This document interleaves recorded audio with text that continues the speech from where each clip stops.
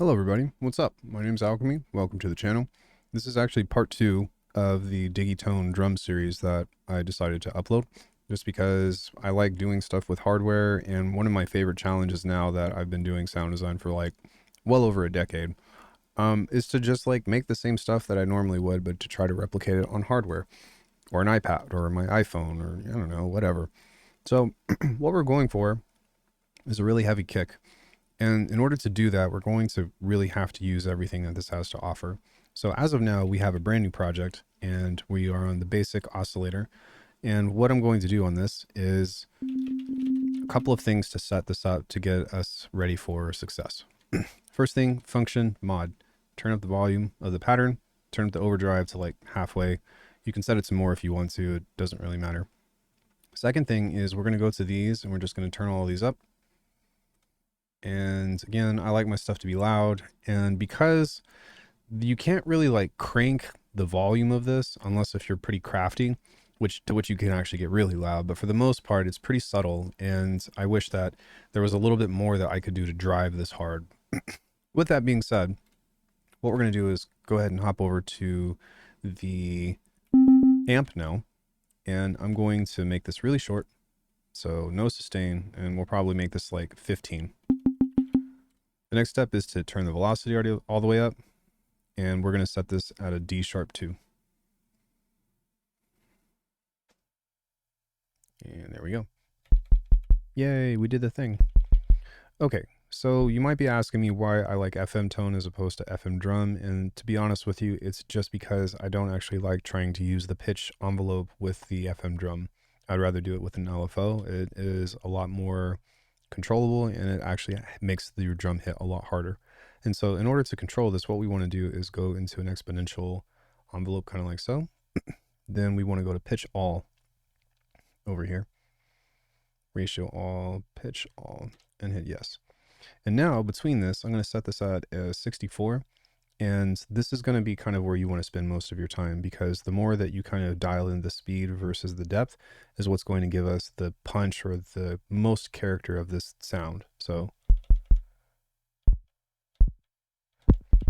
now one thing I forgot to mention is that we need to set this to a trigger mode.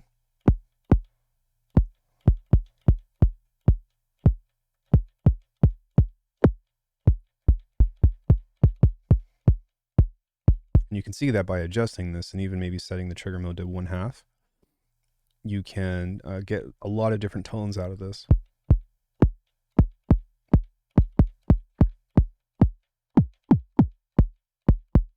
For now, we're just going to leave it like that because I think that there's a lot that we can explore with this. Cool. So this is just the first algorithm, and you can change this into pretty much whatever you want. I would recommend anywhere between a sine wave and a triangle. You could probably even get away with a square if you want to, something kind of like this. Sometimes that can make your sound pretty fat, but something that I want to bring to your attention is that the thing with this is that this is actually an XY, and so it's a crossfade between two signals, right? So you have a signal path on X and a signal path on Y. And so what you can do is actually FM the second signal via here with B, because we're going B, B down, and then it's AC down. And so within this, we can actually give ourselves some interesting movement or interesting tones by changing this up. So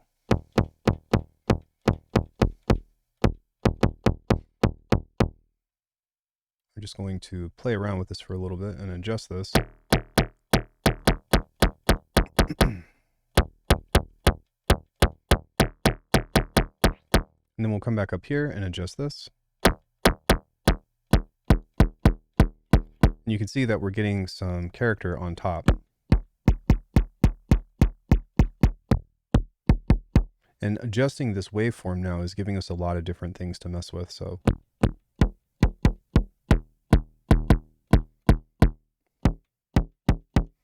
when we come back to here, the more that we adjust this, we can start to add noise on top of this as well. Let me try coming back up into this and switching this into the other mode. So as you can see, A into C, and it seems like A is feedbacking into itself. And we're just getting a lot of different results with this.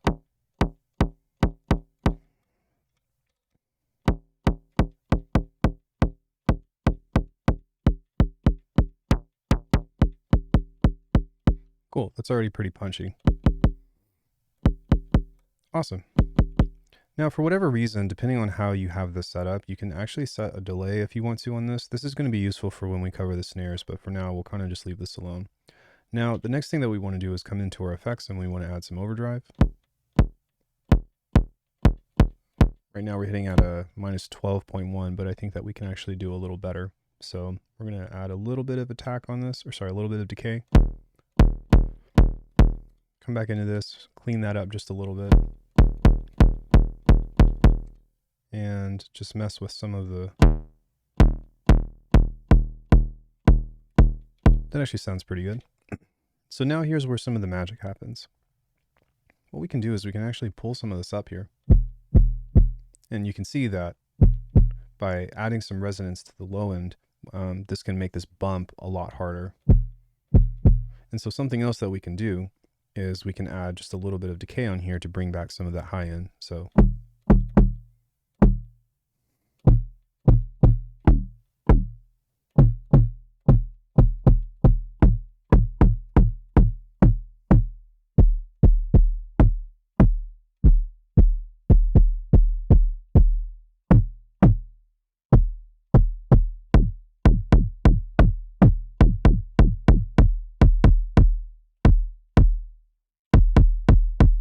pretty nice.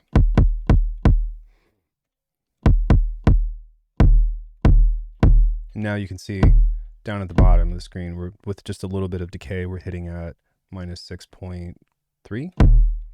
Now from turning the volume up, we're hitting at that minus 6. And so with this, like, there's a lot of different things that you can do. You can keep on swapping through the waveforms. Now we hit at minus 5, which is kind of nice. We don't have to do that, obviously, but we can kind of continue to mess with this and see if we can get different timbres to pull out. So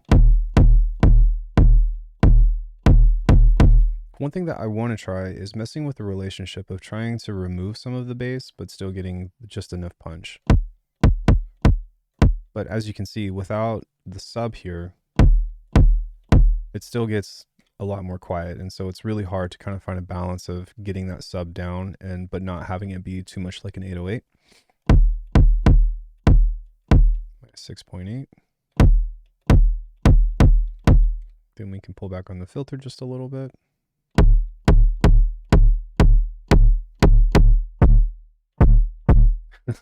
Nice. A little bit much, but...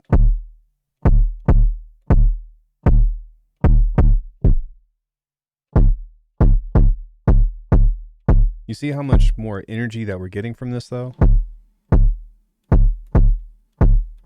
Pretty cool, right? We can also play with the algorithms here. And then we can come back in here and start to mess with some of this stuff, so...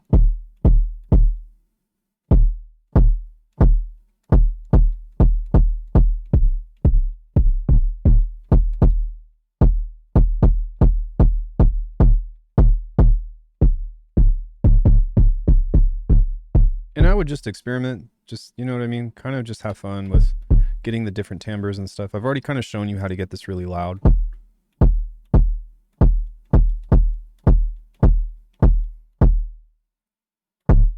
So don't be afraid to mess with it and have some fun.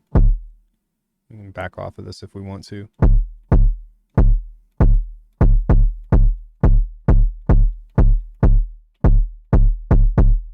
Okay, those are kind of the same now. Now, the next thing with this, in case if you are doing this, there are ways to get, without using the filter, white noise, but you kind of have to mess with it on the top end of the synth, especially with here. So if you did like some feedback or something, maybe I can back off of the filter and not have that much resonance, but just a little bit. So if we go here and then we start to mess with the FM again,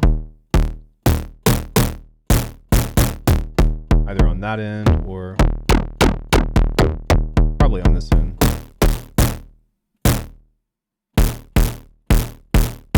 It doesn't make it as exciting, but it's definitely something that you can do. You see how we've lost a little bit of the volume, but we've gained some white noise over the top, right? Just from adding in that feedback.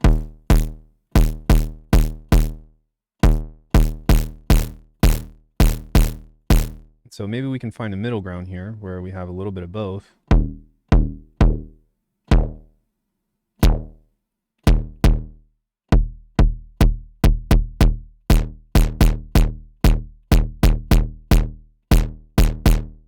So you can do that. I wouldn't recommend it though. I have a better solution, depending on if you have the track space or not. If we can get to here,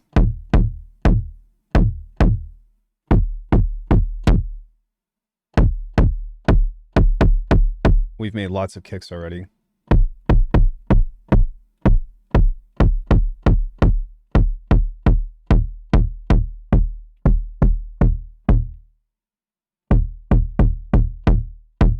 Cool, we'll just work with that. Let's pretend like this is at that -6 that we were doing. One cool trick that I want to show you is track layering. So what we're going to do is we're going to hold function and go into filter, which is the setup page, track layering, and then we'll hit 9. So now you can see that whenever I hit these, they're actually going to hit at the same time. Now within this, we can go into the amp here and add just a little bit of attack. We're going to go function synth, and we are going to grab anything between FM, drum, or wavetone. I'm just going to pick wavetone on this. We're going to go into the synth engine here. We're going to turn this off, kind of like so. And then we'll come down here and add some noise. And within this, this is kind of less important because we've already got an amp on here that's kind of doing the thing, but you can do it either way you want to. But what we're doing now is just adding a little bit of noise on top. So check this out. It sounds like we still have some kind of leveling in. Oh, that's not good. It looks like we ended up changing the shoot. Looks like we ended up changing that. Okay, it's not too bad though. That actually ended up working out in our favor. Cool. So we'll turn this up. Synth function. Make sure that you do the correct thing. Otherwise, you're going to end up like me and being like, why doesn't this work? And it's because you're doing the wrong track, doofus. So what we're going to do is add that noise level back in. We're going to decrease the decay on here. And as you can hear on its own, now when we play both of these together, we've got a little bit of white noise to kind of add to that. And then you can adjust the volume of this. This volume. We can decrease this. We can turn up the overdrive of this.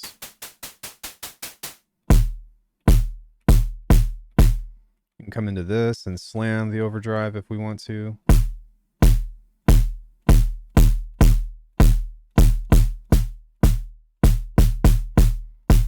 Now, I will talk about the compressor briefly, but to be honest with you, it's been off this entire time, and I don't really think that we need it. Perhaps for a kick or something, like if you were sampling, it might make a little bit more sense. But because we're not generally sampling, I don't really see a reason to do this. But if you have a long attack, long release, we're going to crank the ratio up and pull the threshold down and see what we can get out of this.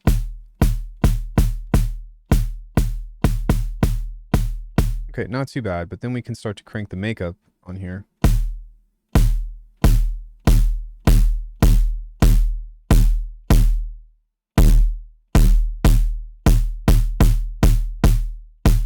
See, it doesn't actually make it that much louder. We could try a parallel mix. Sounds okay.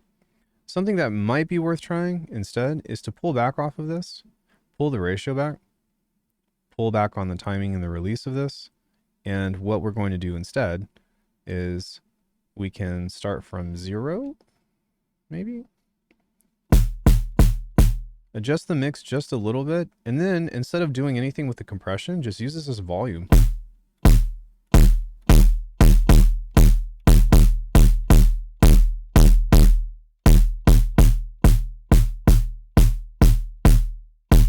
And so this is a much better way, in my opinion, to kind of utilize the compressor because you're most likely going to be doing a lot of stuff with this anyways. if you just need the absolute maximum volume for this. But to be honest with you, this is pretty much just fine.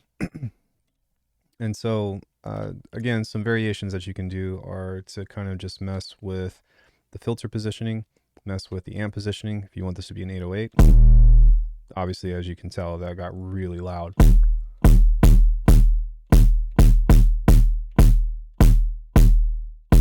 And I mean, even with that, that's like -6 point something. It's plenty loud. There's a lot that you can do with that.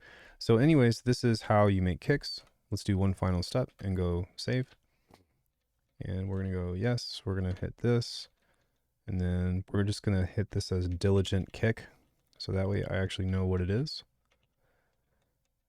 Kick. And a couple of things to remember before we get out of here is that when you pull this back up, I want to show you this actually. Some really important things with this are that you need to make sure to go back and do the setup that we did from before, which I'll show you one more time. If we go project, we go load project, and we go to an empty project, right? And we just start from our sine waves again, kind of like so, maybe. We have nothing. We're going to go load, and we're going to go into bank B, hit yes or hit no, whatever. And then we need to scroll all the way down to the end because that's where my presets start to come into play. You can do double time with both of the encoders to kind of scroll a little bit faster. And we've got our diligent kick. But if you listen to this, it's not going to be nearly as loud. Also, it's going to be playing at a C5, right? So one thing that we need to do is go back into this trigger, turn the velocity up, turn this kick down to something like D#2 or anything of the sort there. Go into this. The overdrive is there. We need to set that to post filter. And then we need to go into this, turn up our tracks, and set this to turn all this other stuff up.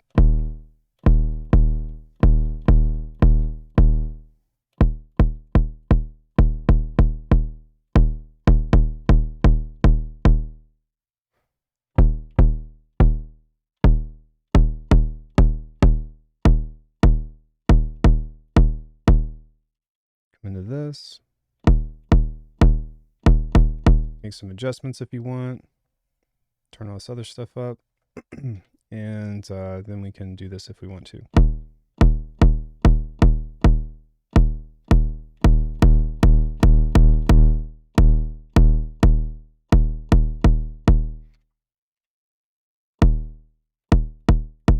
And we've got our kick. Cool. So thanks so much. This is one way of how we can design kicks without having to use the drum tone. The drum tone isn't my favorite for kicks and snares. It's almost super necessary for claps, although you can also use the, not the FM tone, but the wave tone, I think, which we've covered in the first video of this little short series. But yeah, if y'all have any questions, let me know. This is just kind of how I do it, and that's how I pretty much do it when I'm making kicks inside of the DAW as well. So you get a little bit of a glimpse into what I would normally do with my standard procedure. Next, we'll be talking about snares, and then we'll end up the video series with percussion. And then, yeah, you guys should be good to go with making your own drums. I'll catch you on the next one. Check out alchemy.com if you want to support the channel.